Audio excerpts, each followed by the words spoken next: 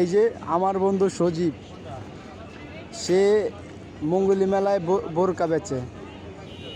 আসুন আমরা তার কি অবস্থায় আজকে আছে আমরা সম্পূর্ণ আপনাদেরকে দেখাই। এই হচ্ছে তার বোরকা, এই হচ্ছে তার বোরকা।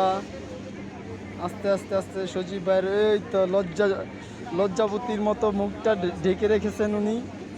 আসুন আমরা মুখটা উদ্বোধন করি। ও হিরো, এই যে